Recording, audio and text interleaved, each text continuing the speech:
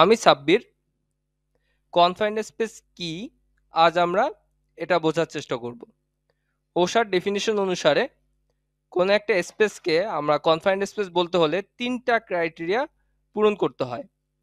প্রথমে হচ্ছে is large enough and so configured that an employee can bodily enter and perform assigned work. মানে confined স্পেসে যাতে আমরা সম্পূর্ণ শরীরে প্রবেশ করতে পারি এবং কাজ করতে পারি এতটুকু বড় হতে হবে। Secondly, has limited or restricted means for entry or exit, মানে কনফাইন্ড স্পেসে ঢোকা এবং বের হওয়া ডিফিকাল্ট হবে বা হার্ড হতে হবে। Thirdly, is not designed for continuous employee occupancy, মানে সেখানে কন্টিনিউ মানুষ থাকার উপযোগী করে তৈরি করা হয়নি। তাহলে কনফাইন্ড স্পেস হওয়ার জন্য যে তিনটা ক্রাইটেরিয়া আছে তা আমরা একটু ডিটেইলে বোঝার চেষ্টা করি।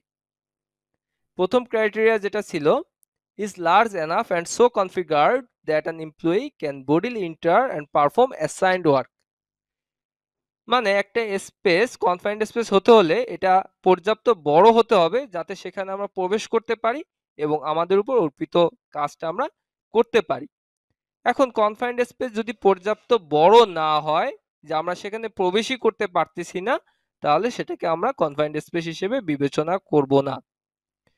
কারণ আমরা যদি একটা স্পেসের ভিতর প্রবেশই করতে না পারি, তাহলে সেখানে পটেনশিয়াল যে হ্যাজার্ড গুলো থাকতে পারে সেগুলো তো আমাকে আলটিমেটলি কোনো ক্ষতি করার কোনো পসিবিলিটি সেখানে নেই।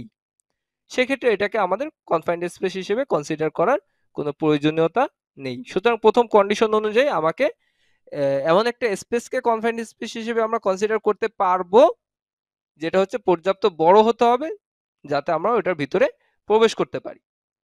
সেকেন্ড ক্রাইটেরিয়া যেটা ছিল has limited or restricted means for entry or exit, মানে কনফাইন্ড স্পেসে প্রবেশ করা এবং বের হওয়ার যে রাস্তা আছে বা জায়গা আছে বা সিঁড়ি আছে, এটা প্রবেশ করা বা বের হওয়াটা ডিফিকাল্ট হবে বা কিছুটা হার্ড হবে। যেমন এটা ল্যাডারের তৈরি সিঁড়ি হতে পারে, বা আমাদের ঢোকা এবং বের হওয়ার যে স্পেসটা এটা ন্যারো স্পেস হতে পারে, বা সেখানে অনেক পাইপলাইন থাকতে পারে বা বিভিন্ন ধরনের অবস্টাকল থাকতে পারে।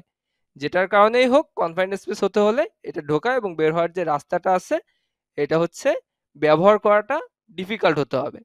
যেমন এটা ট্যাঙ্ক, ভেসেল বা সাইলো এই ধরনের স্পেস হতে পারে। Thirdly, is not designed for continuous employee occupancy, মানে কনফাইন্ড স্পেস এমন একটি জায়গা যেখানে কন্টিনিউ মানুষ থাকার জন্য উপযোগী করে তৈরি করা হয়নি।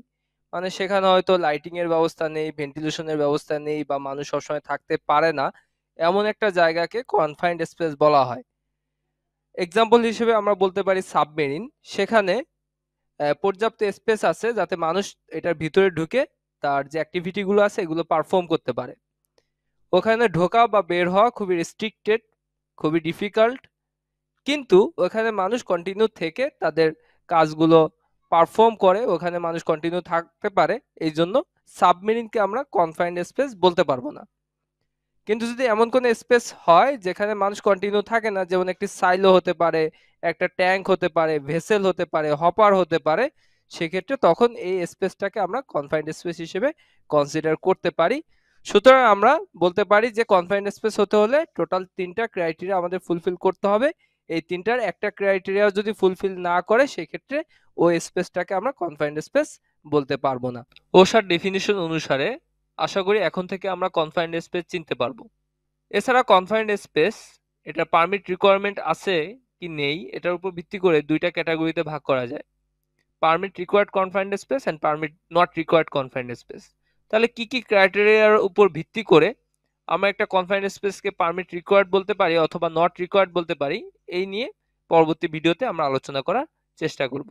এছাড়া কনফাইন্ড স্পেস ব্যবহার করার যে নিয়ম বা শর্তাবলীগুলো রয়েছে এগুলো আমরা আলোচনা করার চেষ্টা করব ইনশাআল্লাহ। Thank you.